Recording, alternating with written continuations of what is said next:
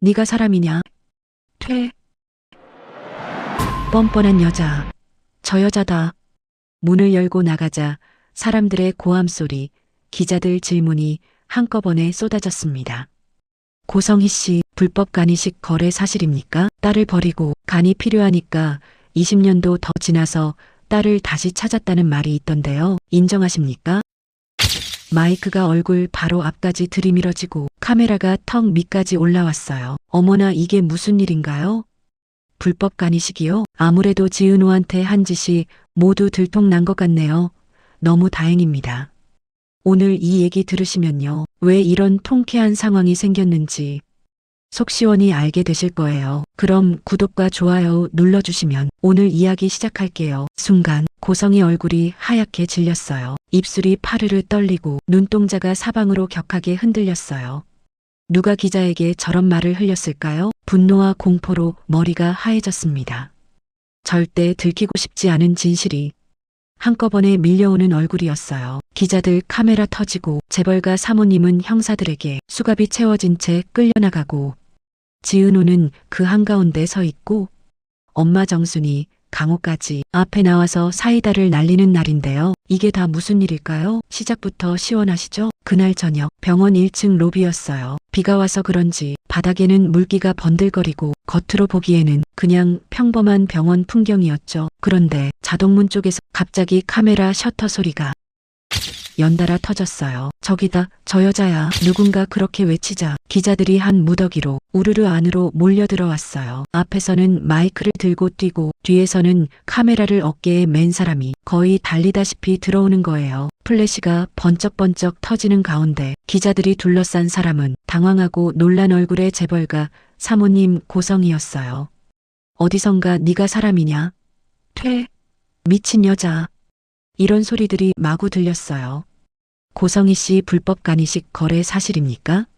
친딸 보육원에 버려놓고 간 필요하니까 다시 찾았다는 말 맞습니까? 마이크들이 얼굴 앞에 쫙 들이밀어졌어요. 순간 고성희 얼굴이 하얗게 질렸어요. 눈동자가 사방으로 흔들리고 입술이 바짝 말라 파르르 떨리고 있었어요. 분노, 공포, 그리고 절대 들키고 싶지 않은 진실이 한꺼번에 올라오는 얼굴이었어요. 그게 무슨 소리예요? 전 그런 적 없어요. 전 그냥 제 아들을 살리고 싶었을 뿐이라고요. 목소리가 자꾸 높아지려고 하는데 그때 병원 안쪽 대기 의자에서 철컥하는 소리가 났어요.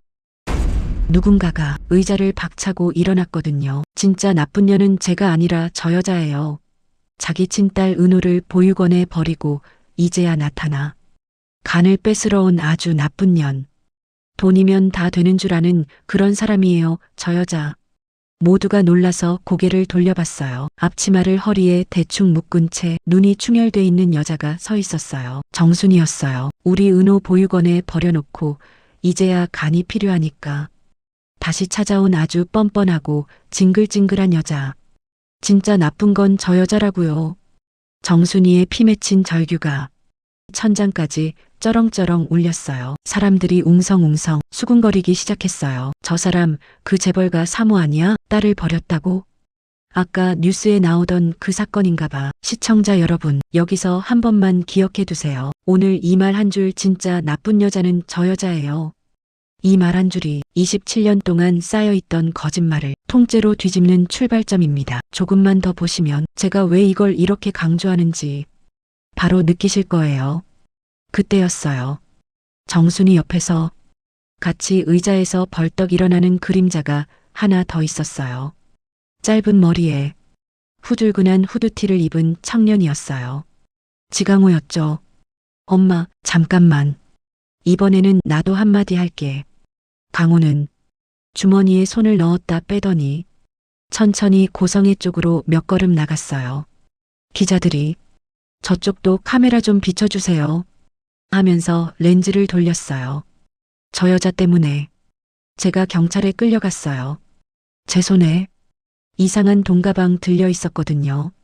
강호 목소리는 처음엔 떨렸지만 점점 힘이 붙어갔어요. 갑자기 찾아와서는 우리 집 망하게 할 거냐고 돈가방 하나 던져놓고 그걸로 누나 간이식 허락 받으라고 했어요. 제가 그 돈 들고 나갔다가 경찰에 잡혀서 갈치범 소리 들었어요. 근데 진짜 범인은 저 여자 아닌가요? 저 범죄자 만들려고 돈 가방 쥐어준 사람 저 여자예요. 기자들 카메라가 일제히 강호 쪽으로 돌아갔어요. 아까까지만 해도 대충 후줄근한 청년으로만 보였던 애가 순식간에 이 사건의 핵심 증인이 돼버린 거예요. 정순이가 강호 옆으로 와서 서면서 다시 한번 외쳤어요. 내 딸 인생이랑 내 아들 인생을 한꺼번에 망가뜨린 사람이 저 여자예요. 보육원에 버려놓고 필요하니까 다시 찾아와서 한 애는 간이식 시키려고 하고 한 애는 돈가방 들려보내서 경찰에 끌려가게 만든 사람이요. 이건 파렴치한 사기고 패륜이에요. 고성이 얼굴이 순간 일그러졌어요. 입술이 더 심하게 떨리더니 정순이를 향해 소리쳤어요. 뭐라는 거야? 내가 언제 그랬다고 그래. 거짓말하지 마. 그때 강호가 딱 잘라 말했어요. 거짓말이면 식당 CCTV 까보면 되겠네요.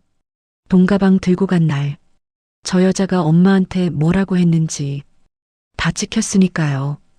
시청자 여러분, 여기서 이미 판돈이 확 올라간 거예요. 그냥 친모, 양모 싸움이 아니라 돈가방, CCTV, 경찰 출동까지 다 엮여 있는 완전한 범죄 사건이 돼버렸죠. 기자들이 난리가 났어요. CCTV 있다고요? 식당 이름이 어디죠? 경찰에서 확보했습니까? 질문이 쏟아지는 와중에 2층에서 누가 소리쳤어요. 조용히 좀 해주시죠. 수술 중입니다. 일단 소동이 잠깐 가라앉았고 형사들이 내려와 기자들을 한 발짝 뒤로 물렸어요. 자, 여기까지가 병원 1층 로비에서 정순이랑 지강호가 처음으로 고성이에게 정면으로 선빵을 날리는 장면이에요. 이제 우리는 2층 수술실 앞 대기실로 올라가 볼게요. 위에서는 더 큰 폭탄이 기다리고 있거든요. 2층 복도 끝, 수술실 앞 대기실, 하얀 문 위에 달린 전등은 빨간색으로 켜져 있었고 옆에 놓인 시계 초침 소리가 유난히 크게 들렸어요. 대기 의자 한가운데 지은호가 앉아 있었어요. 두 손에는 구겨져서 모서리가 해진 종이 뭉치가 쥐어져 있었어요. 손가락 마디가 하얗게 질릴 만큼 꽉 쥐고 있었어요. 그 종이가 바로 한우진이 남기고 사라진 유서였어요. 앞장에는 지은호에게 미안하다는 말, 엄마가 어떤 사람인지 알게 됐다는 말이 삐뚤빼뚤한 글씨로 적혀 있었어요. 그래서 사람들은 당연히 이 유서가 딸 지은호에게 남긴 마지막 편지라고 생각했어요. 근데 마지막 장을 넘기는 순간 맨 위에 이렇게 쓰여 있었어요. 박진석 회장님께. 대기실 공기가 뚝 떨어지는 느낌이었어요. 시청자 여러분, 앞에서 1층 로비에서 정순이랑 지강호가 사이다 한 판을 뿌려줬다면요. 이제부터는 한우진이 조용한 사이다를 터뜨리는 시간이에요. 이 한 줄 박진석 회장님께. 이게 어디서부터 시작된 건지 이제 27년 전으로 한번 돌아가 볼게요. 그리고 조금 있다가 다시 현재로 돌아오면 아까 1층에서 외치던 정순이, 지강호의 말이 훨씬 더 묵직하게 들리실 거예요. 그해 겨울이었어요. 눈이 펑펑 내리던 날, 장례식장 한쪽 방, 향 냄새가 코를 찌르고 사람들이 검은 옷을 입고 오가고 있었어요. 구석 의자에는 고성이가 앉아 있었어요. 그 품에는 아들 한우진, 옆에는 딸 유라가 꼭 붙어 앉아 있었어요. 나중에 지은호라는 이름으로 살게 될 아이였어요. 관 위에는 젊은 남자의 영정사진이 놓여 있었어요. 갑작스러운 교통사고였죠. 사람들은 아이고 애들이 어떡하냐 저 나이에 남편을 잃어서야 하면서 혀를 찼지만 정작 당사자인 고성이는 눈물이 잘 나오지도 않았어요. 너무 벼랑 끝이라 울 기운조차 없었던 거예요.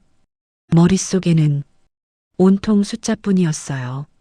월세, 대출, 카드값, 남편 보험금이 들어오기까지의 공백. 그리고 두 아이의 밥값, 불안, 공포, 미래에 대한 막막함이 한꺼번에 밀려오고 있었어요. 밤에 집으로 돌아와 잠든 아이들 얼굴을 바라보는데 가슴이 먹먹한데 이상하게 정은 안 붙는 느낌이었어요. 내가 이 둘을 정말 다 키울 수 있을까? 하나는 아프기까지 한데 우지는 귀를 계속 만지작거리며 칭얼거렸어요. 중이염 때문에 열이 올랐다 내렸다 했죠. 유라는 엄마 눈치를 살피면서 우진 이불을 덮어주고 있었어요. 어린 나이인데도 벌써 상황을 읽는 눈이 있었어요. 며칠 동안 잠도 제대로 못 자면서 일자리 알아보러 돌아다녔지만 마땅한 곳은 없었어요. 그러다 어느 날 밤 가장 잔인하고도 가장 현실적인 생각이 떠올랐어요. 잠깐만, 보육원에 잠깐만 맡기자. 내가 일단 일자리 잡고 방 좀 옮기고 형편이 좀 나아지면 그때 다시 데리러 오면 되잖아. 머리로는 그게 잠깐이 아니라는 걸 누구보다 잘 알고 있었어요. 근데 심장이 너무 무거우니까 머리는 자꾸 핑계를 만들어냈어요. 다들 힘들면 애 맡기고 그러지 않나? 나만 나쁜 거 아니야. 나도 살려고 그러는 거야. 그렇게 자기 합리화가 시작된 거예요. 시청자 여러분, 혹시 이런 경험 있으시죠? 처음엔 작은 핑계였는데 그걸 계속 되뇌다 보면 나중에는 그게 진짜 이유인 것처럼 느껴지는 거. 고성이가 딱 그 지점에 서 있었어요. 며칠 뒤 하얀 눈이 소복이 쌓인 날 고성이는 아이 둘의 손을 꼭 붙잡고 버스를 탔어요. 버스 창문 밖으로 도시를 벗어나 허름한 건물들이 보이기 시작했어요. 아이들은 버스 안에서 졸다가 깨다가를 반복했어요. 버스에서 내려 한참을 걸어가니 허름한 2층짜리 건물 하나가 보였어요. 간판에는 파주 보육원 이렇게 적혀 있었어요. 글자가 조금 발해 있었고 간판은 살짝 삐뚤게 매달려 있었어요. 원장이 웃으면서 나왔어요. 아이들이 참 예쁘네요. 몇 살이에요? 쌍둥이에요. 이쪽이 오빠, 이쪽이 동생이에요. 우지는 엄마 품에 매달리듯 안겨 있었고 유라는 원장 얼굴을 빤히 쳐다보며 눈을 크게 뜨고 있었어요. 요즘 형편이 너무 안 좋아져서요. 잠깐만 맡아주시면 안 될까요? 제가 자리만 잡으면 그때 다시 데리러 올게요. 그 말을 하면서도 심장 밑바닥에서는 그때가 없을 수도 있다는 걸 알고 있었어요. 원장은 아이들을 데리고 안으로 들어갔어요. 조그마한 침대 여러 개가 놓인 방, 벽에 붙은 낡은 그림, 달력 하나. 우지는 낯선 환경 때문인지 엄마 옷깃을 꼭 붙잡고 있었고 유라는 슬쩍 방을 둘러보며 무슨 일인지 눈치채려고 하고 있었어요. 엄마, 우리 여기서 자? 유라가 물었어요. 응, 잠깐만. 엄마가 일 좀 하러 갔다가 데리러 올게. 말은 그렇게 했지만 입안이 바짝 말랐어요. 밤이 되어 아이들이 잠든 뒤 보육원 마당에는 눈이 더 두껍게 쌓였어요. 창문 너머로 아이 둘이 나란히 누워 자고 있는 모습을 한번 훑어본 뒤 고성이는 조용히 보육원을 빠져나왔어요. 문 밖에 서서 한번 뒤를 돌아봤어요. 창문 안쪽 작은 그림자 둘. 잠깐만이야. 잠깐만. 스스로에게 그렇게 중얼거리고 눈밭 위에 발자국 한 줄을 남기며 걸어 나갔어요.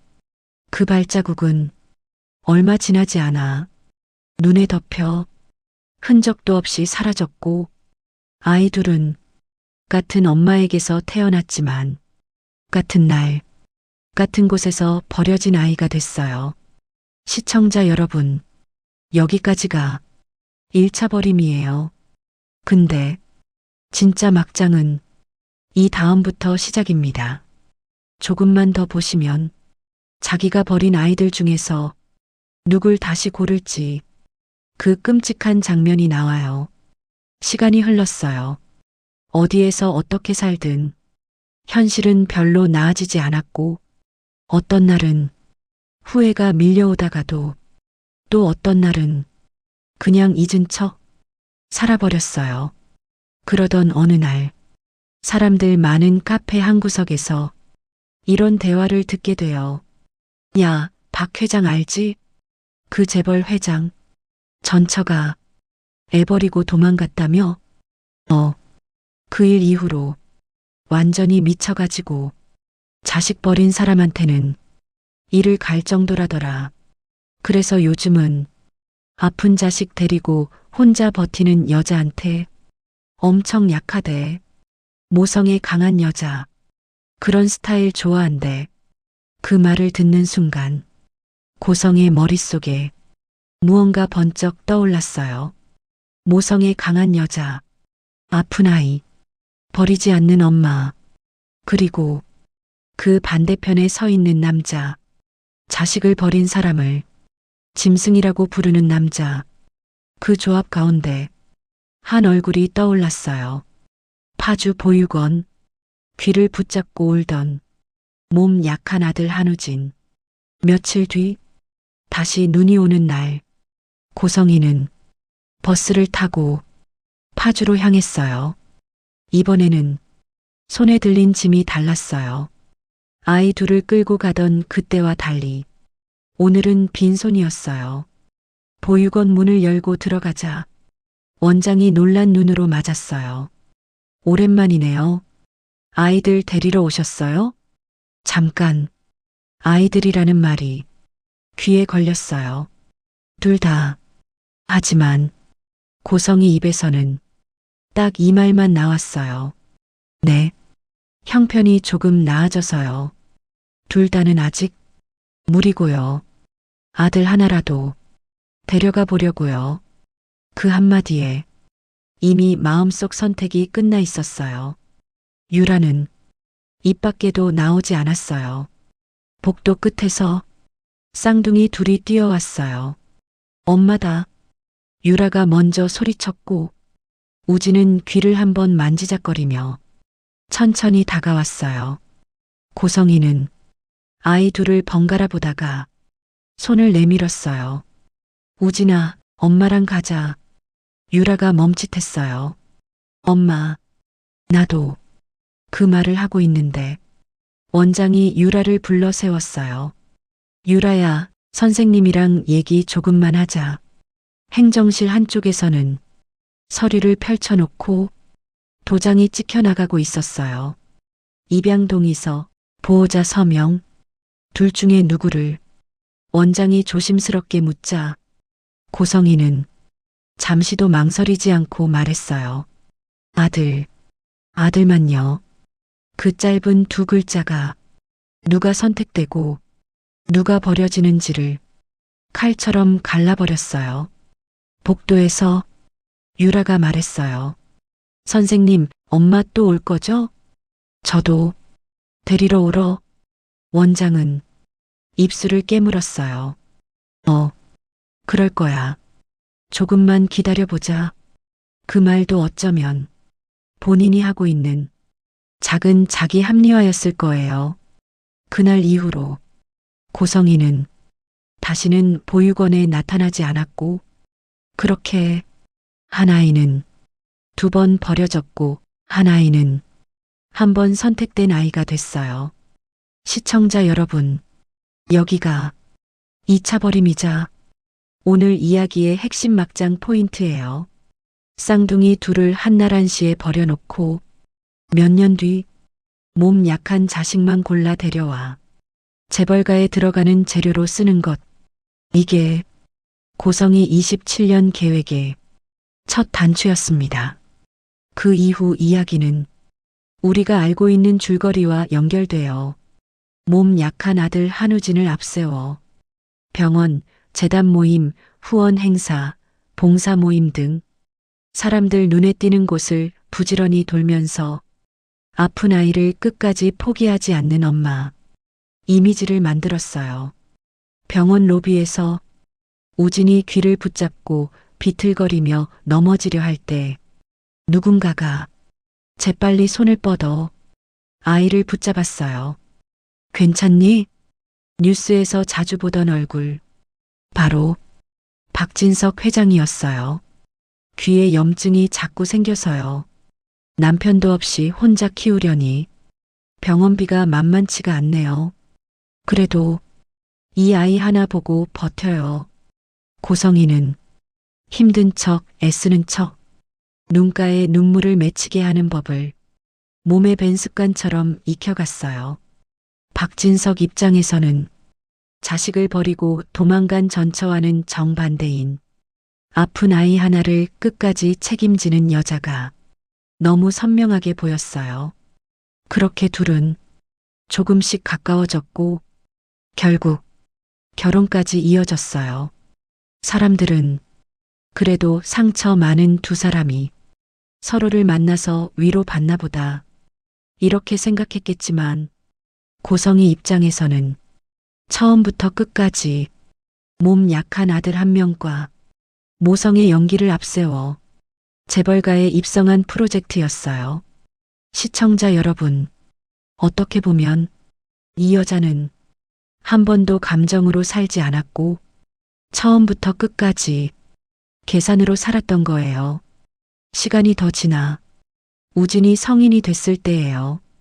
청와대학 병원 정기검진 날 MRI, CT, 피검사까지 모든 검사를 다 하고 의사 앞에 앉아 있었어요. 의사는 고개를 갸웃거리더니 조심스럽게 말했어요. 간 수치가 계속 좋지 않습니다. 지금 당장 위급한 상황은 아닐 수 있지만 이대로 가면 앞으로는 간 이식까지 생각해 봐야 할 수도 있어요. 의사는 쌍둥이라는 사실도 몰랐고 지은호라는 이름도 들어본 적이 없었어요. 그냥 의사로서 해야 하는 일반적인 설명을 했을 뿐이었어요. 근데 그 말을 듣는 순간 고성의 머릿속에서는 다른 계산이 돌아가기 시작했어요. 쌍둥이, 버려둔 그 아이, 아픈 몸과 건강한 몸, 그리고 간이식이라는 단어. 쌍둥이면 적합률도 높겠지. 건강하게 큰 애니까. 간도 튼튼하겠지. 게다가 지금은 내가 찾을 수 있는 위치에 있을 수도 있고. 그날 밤 고성이는 곧장 탐정을 찾아갔어요. 예전에 파주 보육원에 맡겼던 아이가 있어요. 양부모 성이 지씨였을 거예요. 지금은 지은호라는 이름으로 살고 있을지도 몰라요. 그 아이 어디 있는지 좀 찾아봐 주세요. 탐정은 몇 날 며칠 기록을 뒤져서 서류 한 묶음을 들고 왔어요. 거기에는 지은호라는 이름이 선명하게 적혀 있었어요. 직장, 주소, 연락처까지. 고성의 눈빛이 번쩍했어요. 드디어 찾았다. 그때부터 여러분이 방송에서 보셨던 우연한 만남들이 줄줄이 이어지기 시작했어요. 회사 앞 카페에서 마치 지나가다가 우연히 마주치는 척하기, 보육원에 찾아가 혹시 그때 그 아이 기록 있냐며 눈물로 호소하기, 딸을 잃어버렸다며 사연 많은 엄마인 척하기, 이 모든 게 오늘 들으신 파주 보육원 장면에서 이미 시작된 치밀한 계획의 연장선이었던 거죠. 시청자 여러분, 이쯤 되면 느낌 오시죠? 이 여자는 쌍둥이의 간까지 계산에 넣어두고 27년을 산 겁니다. 이후 이야기는 우리 다 알고 있는 대로예요. 175억짜리 건물을 미끼로 던진 고성이 청와대학 병원 건강검진, 정순이 식당에서 10억, 5억 돈가방 들이밀면서 지은호 간이식 허락해달라며 협박하는 장면. 그리고 정순이가 그 돈다발을 머리 위로 뿌리며 소리치죠. 갖고 가요. 사람 간을 들고 와서 겨우 이 돈이에요? 조금만 덜 저질이었으면 우리 애가 넘어갔을지도 모르겠네. 지폐가 허공에 흩날리며 식당 바닥으로 떨어지는 장면. 그게 첫 번째 사이다였다면 오늘 병원 대기실에서 읽어지는 이 유서와 수갑 씨는 두 번째이자 가장 큰 폭발이에요. 다시 현재로 돌아와 볼게요. 수술실 앞 대기실. 지은호 옆에는 정순이가 앉아 있고 조금 떨어진 곳에 박진석, 박성재, 이지혁이 서 있었어요. 형사가 유서 마지막 장을 박진석 쪽으로 밀어줬어요. 박진석은 떨리는 손으로 종이를 잡고 천천히 읽기 시작했어요. 박진석 회장님께 아저씨라고 해야 할지, 회장님이라고 해야 할지 마지막까지 고민하다가 그냥 이렇게 씁니다. 저는 아저씨 집에서 많은 걸 누렸어요. 좋은 학교 다녔고 아프면 바로 병원에 갈 수 있었고 제 몸 챙겨주겠다고 나서는 사람들도 있었어요. 그래서 감사한 줄 알았어요. 여기까지만 보면 평범한 감사 편지 같죠. 근데 바로 다음 문장이 모든 걸 뒤집어 버려요. 근데 어느 날 엄마와 탐정이 하는 말을 듣고 알게 됐어요. 제가 누군지, 어디서 왔는지, 그리고 누가 버려졌는지. 시청자 여러분, 이 한 줄이요. 오늘 이야기의 중심축이에요. 누가 태어났는지가 아니라 누가 버려졌는지. 이 기준으로 모든 사람이 새로 나뉘게 됩니다. 유서는 더 잔인한 진실을 꺼내요. 엄마가 그러더라고요.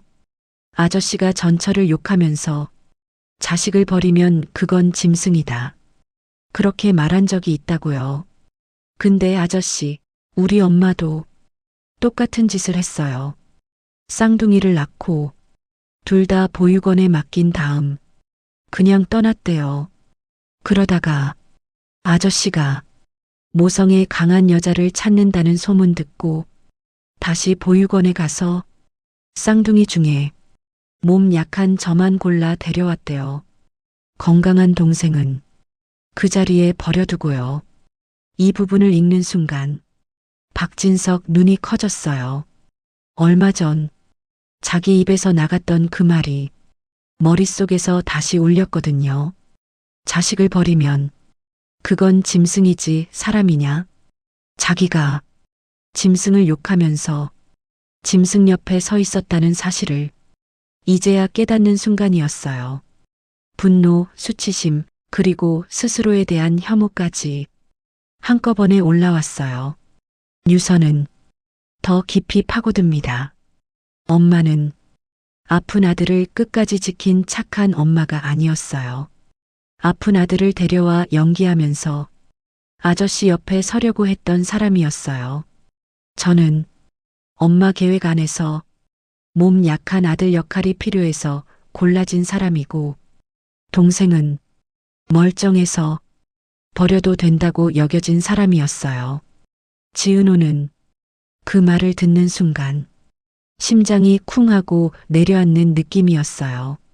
난 그냥 버려진 줄만 알았는데 우진이도 한 번 버려졌었구나. 우린 둘 다 한 번씩 버려졌던 애들이었구나.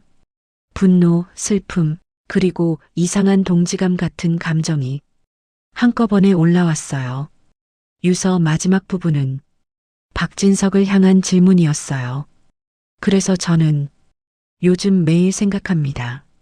내가 받은 건 감사한데 내가 살아온 자리가 누군가 버려진 자리 위에 세워진 건 아닌지, 그리고 그 버려진 사람이 지금 내 앞에 서 있다는 걸요. 제 동생 지은호. 대기실 한쪽에서 정순이가 조용히 눈물을 훔치고 있었어요. 내 딸이 언제 이렇게까지 버텨왔나? 그 생각에 가슴이 찢어지는 것 같았어요. 유서는 박진석에게 마지막으로 이렇게 묻고 있었어요. 아저씨, 제가 이 편지를 쓰는 이유는요, 동생을 살리려고도 아니고, 엄마를 망하게 하려고도 아니에요. 그냥 아저씨가 얼마나 모르는지, 정말 아무것도 몰랐는지 알고 싶었어요. 혹시라도 이걸 다 보고 나서도 그래도 내 엄마다 라고 말하면 그땐 저도 아저씨를 용서 못할 것 같아요. 근데 만약에 내가 잘못했다 라고 말해준다면 그때는 그래도 한 번쯤은 아버지라고 불러볼 수 있을 것 같아요. 이제 엄마와 아저씨 중에 누가 진짜 어른인지 보고 싶어요. 아저씨 아들 한우진 올림. 유서를 다 읽고 난 뒤 대기실은 숨소리 하나도 들리지 않을 정도로 고요해졌어요. 바로 그때 밖에서 기자들이 밀려 들어오며 카메라를 들이밀었어요. 형사가 팔을 벌려 막았지만 이미 몇 대는 대기실 안까지 들어와 있었어요. 유서 내용 사실입니까? 불법 간이식 거래 인정하십니까? 마이크들이 한꺼번에 들이밀어지자 정순이가 통제할 수 없는 감정이 치밀어 올라 앞으로 나갔어요. 유괴범은 우리 집이 아니고요. 저 여자예요. 내 딸 보육원에 버려놓고 간 필요하니까 다시 찾아온 여자. 그게 유괴 아니에요? 누가 친엄마고 누가 엄만지 당신들이 한번 판단해 보세요. 그 한마디 한마디가 가슴 깊은 곳에서 끌어올린 분노였어요. 시청자 여러분, 이 장면이요. 특히 엄마들, 할머니들 보시면 진짜 같이 울컥하게 되는 포인트예요. 내 새끼 건드리면 나도 가만 안 있다. 이 마음이 그대로 튀어나온 대사거든요. 형사는 USB 하나를 꺼냈어요. 이건 정순이 씨 식당 CCTV입니다. 10억, 5억 간이식 협박 정황이 그대로 담겨 있어요. 모니터에는 고성이가 정순이에게 손가락질하며 소리치는 모습, 돈가방을 밀어붙이며 지은호 간이식 허락해라라고 협박하는 모습이 그대로 재생되고 있었어요. 이 한 장면, 한우진 유서, 정순이와 지강호의 증언까지 더해지니까 고성희의 27년짜리 계획이 한 번에 무너져 내린 거예요. 박진석이 천천히 일어나 고성희를 바라봤어요. 고성희, 내가 우리 집에 들어올 때 내가 뭐라고 했는지 기억나? 나는 다시는 애 버린 사람은 안 만나겠다고 했어. 근데 넌 애를 둘이나 버리고 몸 약한 애는 데려와 연기하면서 건강한 애는 버려둔 채 내 옆에 있었던 거였네. 그 말 속에는 분노, 실망, 그리고 스스로에 대한 혐오까지 들어 있었어요. 형사가 다가와 말했어요. 고성애 씨, 강요, 협박, 불법 장기거래 미수 혐의로 연행하겠습니다. 수갑이 채워지는 찰칵 소리가 유난히 크게 울렸어요. 끌려나가면서 고성이는 뒤를 돌아 지은호를 향해 외쳤어요. 은호야, 엄마는 너 버리려던 거 아니었어. 다 살리려고 그랬던 거야. 엄마도 무서웠어. 근데 그 말은 아무도 더 이상 믿지 않는 변명이었어요. 지은호는 눈을 감았다 떴어요. 불쌍하다기보다 이제는 너무 피곤한 얼굴이었어요. 지금도 끝까지 자기 얘기만 하고 있네. 시청자 여러분, 여기까지가 대기실에서 한 번에 무너지는 장면이고요. 사실 이 하루 전날 밤에 이 세 사람, 고성희, 박진석, 한우진이 각자 다른 자리에서 조용히 무너져 내리고 있었다는 거 같이 보시면 이 이야기가 더 입체적으로 느껴지실 거예요. 잠깐 전날 밤으로 돌아가 볼게요. 전날 밤 늦은 시각 고성희 집 넓고 잘 정리된 거실에는 불이 꺼져 있었고 드레스룸 한가운데만 전등이 켜져 있었어요. 고성희는 서랍을 미친 듯이 뒤지고 있었어요. 보육원 수납 영수증, 쌍둥이 출생 증명서, 입양 관련 서류, 탐정이 찍어준 사진들, 종이들이 바닥에 쏟아져 난장판이었어요. 손이 떨려서 종이를 잘 잡지도 못했어요. 어떤 종이는 찢어버렸다가 다시 붙이고 또 구겨버렸다가 다시 펼쳐보는 걸 몇 번이나 반복했어요. 우진아, 엄마가 너 살리려고 그랬어. 엄마도 버려질까봐 무서웠단 말이야. 엄마도 살려고 그런 거야. 입으로는 우진을 위해서라고 말하지만 표정에는 아들을 향한 죄책감보다 지금까지 쌓아온 자리와 부를 잃게 될까봐 두려워하는 공포가 훨씬 더 크게 드러나 있었어요. 거울을 보면서 혼잣말을 했어요. 나는 아무것도 틀리지 않았어. 다 살려고 한 거지. 누가 안 그래? 다들 이 정도는 하면서 살아. 그 말이 이 여자의 본심이었어요. 시청자 여러분, 가끔 이런 사람들 있죠. 끝까지 나는 틀리지 않았다. 이 말만 반복하는 사람. 고성희는 마지막 순간까지도 자기 인생을 합리화하고 있었어요. 같은 밤 병원 근처 도로 박진석은 운전을 하다가 갑자기 길가에 차를 세웠어요. 비가 유리창을 때리고 있었고 와이퍼는 리듬감 없이 앞유리를 왔다 갔다 하고 있었어요. 두 손으로 핸들을 잡고 있다가 결국 이마를 핸들 위에 기대고 긴 숨을 내쉬었어요. 자식을 버리면 그건 짐승이지. 내가 그 말을 입 밖으로 꺼냈었지. 그 말이 자기 귀에 그대로 다시 들려왔어요. 나는 짐승을 욕하면서 짐승 옆에 서 있었네. 내 집에 들인 사람이 실은 자식을 둘이나 버린 여자였는데 그 집에서 평생을 같이 살았네. 가장으로서의 자존심, 남자로서의 자부심, 그리고 인간으로서의 부끄러움까지 한꺼번에 올라왔어요. 나는 뭘 보고 살았지? 왜 아무것도 못 봤지? 눈물이 운전대 위로 떨어졌어요. 그동안 자신이 믿고 싶었던 것들만 보고 실제 진실은 보지 않았다는 걸 이제야 인정하는 순간이었어요. 그 시각 병원 6층 검사실 앞 복도 하얀 가운을 입은 사람들 사이 벤치에 한 청년이 앉아 있었어요. 한우진이었어요.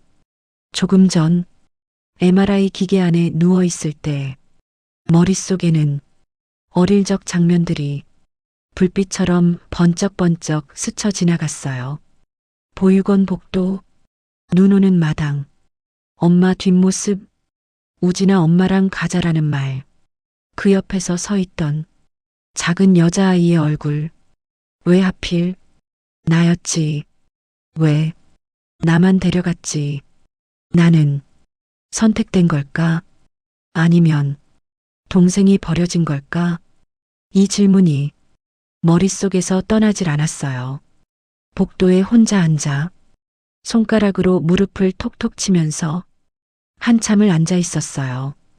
분노, 죄책감, 엄마에 대한 배신감, 그리고 설명할 수 없는 공포까지 한꺼번에 섞여 있었어요. 내가 이 집에서 받은 것들이 전부 그 애가 버려졌기 때문에 생긴 자리라면 나는 어떻게 해야 하지? 그날 밤 우진은 결국 펜을 들고 책상 앞에 앉았어요. 처음 쓴 유서는 2장 쓰고 완전히 구겨 쓰레기통에 던져버렸어요.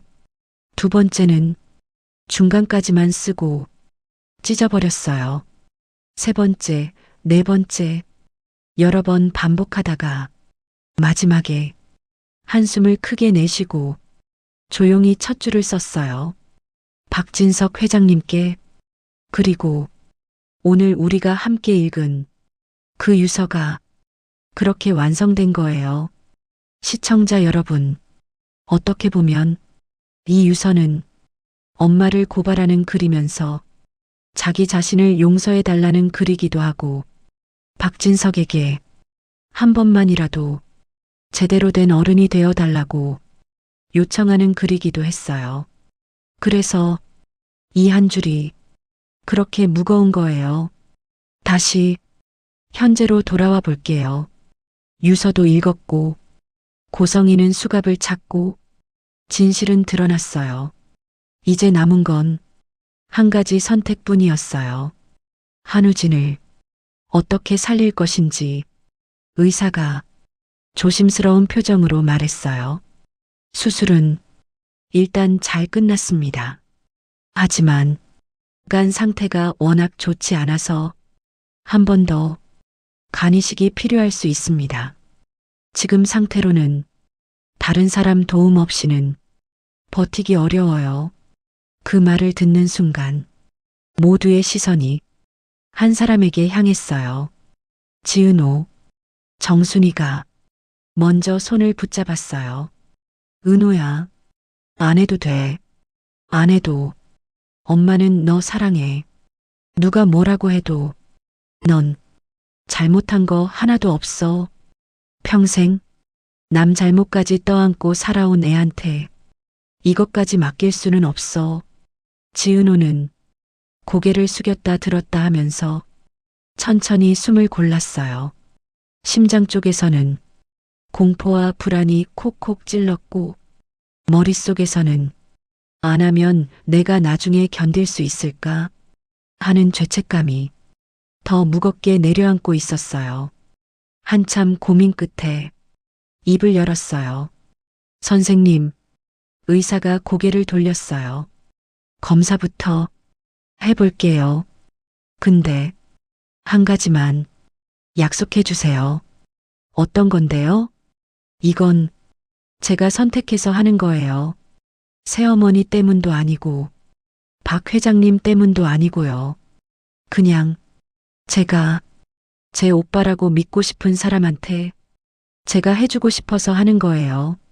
그러니까 앞으로 누구도 이 선택 가지고 평생 저를 죄책감에 묶어두지 않았으면 좋겠어요. 그 말 속에는 겁도 섞여 있었지만 처음으로 자기 인생을 자기 입으로 정리하는 단단함이 느껴졌어요. 시청자 여러분, 은호가 이 말하는 장면이요. 오늘 이야기의 결론이에요. 끊임없이 누군가에게 끌려다니고 누군가를 위해서만 희생하던 아이가 처음으로 내 삶은 내 선택이다. 이걸 선언하는 순간이거든요. 검사 결과는 예상대로 적합했어요. 수술실 문 앞에서 사람들이 모여 있었어요. 박성재가 어색하게 웃으면서 말했어요. 야, 지은호. 나와서 고기 먹자. 내가 메뉴 고르고 내가 돈 낸다. 지은호가 살짝 웃었어요. 선배, 그 말 녹음해 놓을게요. 나중에 딴소리 하면 안 돼요. 옆에서 이지혁이 한마디 보탰어요. 은호야, 수술 잘 받고 나와. 나중에 진짜 내가 고른 대로 다 사줄게. 이번엔 도망 안 갈게. 지은호는 두 남자의 얼굴을 번갈아 봤어요. 불안도 있었지만 이상하게도 조금은 안심되는 얼굴이었어요. 네, 다들 나 기다려주세요. 저도 이제 제 인생 제 발로 좀 걸어볼게요. 수술실 문이 닫히고 불빛이 켜졌어요. 몇 달 뒤 병원 정원에는 초록 잎사귀 사이로 햇빛이 내려오고 있었어요. 한우진과 지은호가 조심조심 나무 사이를 걷고 있었어요. 야, 앞으로 술 마시지 마라. 너도. 난 원래 많이 안 마셨거든. 둘은 실없는 농담을 주고받으면서도 한 손으로 자기 옆구리를 살짝 감싸고 있었어요. 그 자리에 수술 흉터가 있었거든요. 멀리서 정순이가 그 모습을 지켜보고 있었어요. 눈가에는 눈물이 맺혀 있었지만 표정은 불안이 아니라 안도와 안정이 섞인 얼굴이었어요. 이제 좀 사람 사는 집 같다. 속으로 그렇게 중얼거렸어요. 집 식탁 위에는 김이 모락모락 나는 된장찌개가 놓여 있었어요. 지강호가 숟가락을 들고 어색하게 웃으면서 말했어요. 누나 아니, 은호야. 우리 진짜 가족 맞지? 지은호는 밥을 한술 뜨다가 웃었어요. 맞아요. 엄마가 엄마고 강호가 동생이고 나는 누나고 이 집이 우리 집이에요. 정순이는 그 말을 듣는 순간 눈물이 한 방울 떨어졌어요. 버려진 아이, 버려진 자리, 그 모든 걸 다 떠안고도 이렇게 우리 집이라고 말해주는 아이가 고맙고 미안해서 가슴이 꽉 찼어요. 텔레비전에서는 뉴스가 나오고 있었어요. 전 재벌가 3호 고성애 씨 불법 장기거래 미수 및 사기 등 혐의로 징역년 선고, 재판 과정에서 보육원, 병원, 후원 재단까지 엮인 정황이 드러나면서 사회적 파장이 이어지고 있다는 소리도 들렸어요. 지은호는 리모컨을 들어 조용히 채널을 돌렸어요. 이제 저 얼굴은 더 안 보고 싶어요. 정순이가 고개를 끄덕였어요. 그래, 그 사람은 우리가 기억해줄 이유도 없어. 이 집 식탁 위에는 이제 회장집 이야기 대신 오늘 반찬이 짰는지 싱거운지 그런 소소한 이야기가 오르내리기 시작했어요. 회사 쪽에서는 또 다른 시간이 흘러가고 있었어요. AP그룹 이사회실 큰 테이블 가운데 서류가 쌓여 있었고 모두의 시선이 한 사람에게 모여 있었어요. 박성재, 예전처럼 딴짓이나 농담을 치던 사람이 아니라 자기가 직접 준비한 자료를 들고 차분히 설명하고 있었어요. 이제부터는 외부 이미지 관리보다 내부에서 사람이 사람 대접받는 구조를 먼저 만들겠습니다. 가족이라는 이름으로 얼마나 많은 일이 일어났는지 우리가 누구보다 잘 알잖아요. 이 말은 회사 이야기이기도 하지만 자기 집 이야기이기도 했어요. 회의가 끝나고 복도로 나오는데 박진석이 조용히 아들을 불렀어요. 성재야, 내 아버지, 내가 많이 변했다. 성재가 머리를 극적이며 웃었어요. 집골, 회사골, 이대로 두면 안 되겠다 싶었어요. 이제는 도망 안 가려고요. 할 일 있으면 해보려고요. 그 말 속에는 예전에 철없던 여유 대신 책임감과 결심이 들어 있었어요. 시청자 여러분, 이렇게 보면 이 사건이요. 한 집안의 악을 드러낸 사건이기도 하지만 또 한편으로는 각자에게 자기 자리를 다시 잡게 해준 사건이기도 해요. 오늘 이야기는 여기까지예요. 한 줄짜리 유서 한 장이 어떻게 한 집안의 거짓말을 끝내고 누군가의 분노를 터뜨리고 또 다른 누군가에게는 평생의 죄책감을 안기면서도 결국은 조금이나마 안정된 하루를 다시 가져다 주는지 같이 지켜보셨습니다. 이제부터의 이야기는 여러분 상상에 맡길게요. 여러분이라면 이 사람들한테 어떤 삶을 선물해주고 싶으신가요? 지은호, 한우진, 정순이, 그리고 박진석까지 조금 있다가 댓글창 여유 있을 때 한 줄씩만 적어보세요. 나는 이 사람한테 이렇게 살게 해주고 싶다 하는 거요. 제가 다음에는 보육원 화재 진실편 그리고 AP그룹 2라운드 회사 전쟁 편까지 더 미친 예상 가지고 다시 와보겠습니다. 오늘도 끝까지 함께 해주셔서 정말 감사합니다. 구독과 좋아요는 영상을 만드는데 큰 힘이 됩니다. 늘 건강하세요.